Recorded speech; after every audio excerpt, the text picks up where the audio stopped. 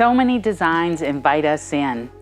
Today, we're going to make a garden basket that will bring your eye through the design like you're walking through a garden. As we look at some of the florals we're going to use today, we're going to talk about them being geotropic or phototropic. Snaps, bells, and tulips are some of the most geotropic flowers that there are. So what does that mean? Well, they actually will bend away from gravity. So as you're making a design, if you would use a Bells of Ireland and bring it out and you see that beautiful curve going down, well, tomorrow what it's going to look like is that those tips are going to bend away from gravity. So they're going to be going up. So we need to take that into consideration with the placement of those types of flowers. The tips from the snaps or the Bells of Ireland are going to go away from the horizon line, and tulips are actually phototropic and geotropic. So similarly, if you would put them in a design where it's hanging over the edge, the next day they're going to be going this way. So they go away from the horizon, and also they continue to grow. They're one that once they're cut, they'll still continue to grow and grow out of the design, and they're going to go to the light. So when we're placing those flowers, we want to be thinking about how they're going to mature and that they're going to go to the light. So we're going to stand them up so that way we know tomorrow they're not going to look different in the design than you intended. So let's take a look at starting this design. I've started here with just a wood basket that I have. I've used some of the midnight foam in through it, and I add a little bit of a textural element, taking some of the wet midnight foam and just breaking it into a textural piece. So these are some of the ends that I cut off, and I'm just going to make some rocks kind of for in our garden. And so rather than disposing of the extra foam, I'm going to use it as part of the design, as a design element. The next thing we're going to do is create our pathway. And what I'm going to do is come in with the aspidistra leaf. I'm going to come in here and just bring it down, and so that I form a pathway through the middle here, and it kind of is a way, I'm going to do this on a diagonal presence to be able to put my florals in and just guide your eye through the design. So now we'll get ready to use some of our geotropic flowers here. I've got a Bells of Ireland, and so I'm going to come here, and so if that, I'm already using it in a pointing up direction so that when it does change, it's still going to be going, it'll straighten out a little bit more, but it is going to be going in the directional quality that I want. And then we're going to come on the other side and come in with snaps and just frame this design. So same kind of thing, like this one's pointing out a little bit right now, but I know that tomorrow they're going to come up into that area so that it captures that design in there. Next, we're going to do some tulips and have those kind of coming through our garden as well. So we're going to look at them, and you do want to think about the fact that they're going to continue to grow.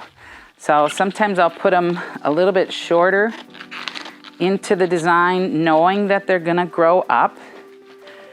And you can look at the different sizes of them and just bring them down a little bit lower so that when they grow up, they're still going to feel in proportion to the rest of the elements in your design. So there you can see we got the tulips going through and still have that pathway coming through. And next we're gonna come in and add a lily. And so on lilies, so they're neither phototropic or geotropic, but the maturity of a lily is going to change the dominance that it has in a design. So you want to look at a lily bud. So this one we're going to use down in the focal area, and you can see that it's quite obvious where the dominant side of that lily is. And we're just going to come in here, bring it down in, do a nice deep insertion. And so it's pretty obvious as I look at this one. So this is going to be the first bloom that opens. So I want to think about that. And then this one's going to be second. So this has 4 blooms on that could potentially open. And you want to think about having the space for that to do that. So I'm going to look here and think about the placement. Now think about how it's going to look in a couple days with that maturity, and make sure that I have a nice space for it, and that this next open bloom is going to carry through with the bloom that's down in the focal area, so that they work together back and forth. Next, we're gonna just add a little bit of foliage again. So I've got a couple aspidistra leaves, and we're gonna quickly turn them just onto themselves and add a couple loops in here. And rather than do something that I have to cut into multiple little pieces, I'm choosing to use the aspidistra. I like the variegated aspidistra because it adds that textural quality that the variegation has in there.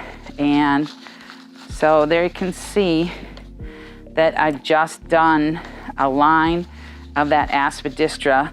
So my first line pathway is coming through here, and then I've done a line coming from each of the framing points across. And so that very easily cleans that up. And then we're gonna add a little bit of drama coming from some of this palm coming in. And you can see how that expands the value perception there. It's on a nice, strong stem. So it's very easy to insert and come in. But you can see how impactful that is. We got a few textural elements that we want to add through our garden here. I've got a couple roses we're going to come in with.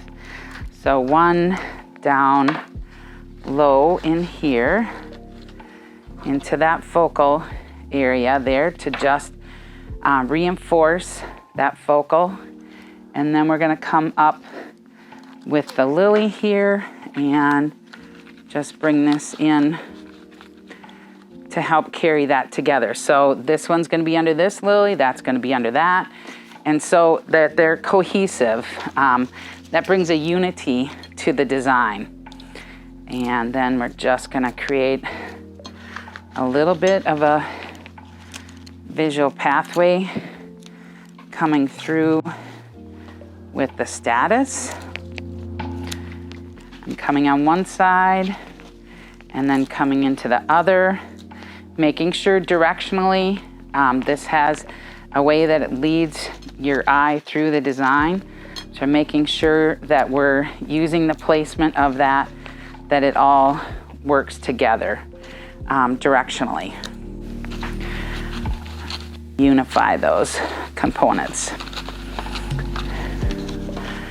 And then of course, in any garden, we got a few weeds, and so I'm gonna use a little bit of Eryngium to kind of give that whole aspect there, and just bring that blue color up a little bit, and then one more piece in through here that will just add that transparency. So kind of doing those similar products in the different zones. And just a couple of the pussy willows coming up. And then we can just do a little bit of basing with the purple daisies to just bring that color down in here. So what I'm doing is bringing this dark rich color from here over with a different floral element, but it'll come across this kind of highly contrasting color groups that we have, and it'll be strong enough to make it feel visually balanced. And so just gonna tuck a couple daisies here, and we're able to just kind of poke right through that aspidistra. But you want to make them feel like families. And also on the proportion, doing like the larger items down at the larger blooms at the base, and then the buds up higher, just like their growth habit would be. And I think it's gonna add a little bit of Lepidium, and I think we will just do that, but very sparsely, just to bring a little bit more textural contrast and transparency coming back and forth. So just a little grouping right back there.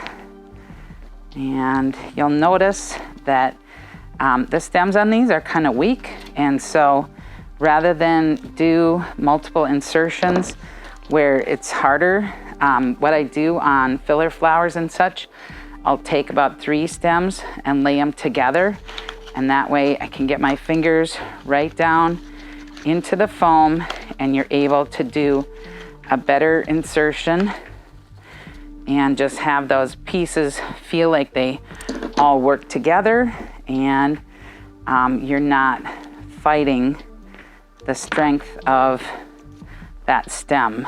And it's a little bit finer product.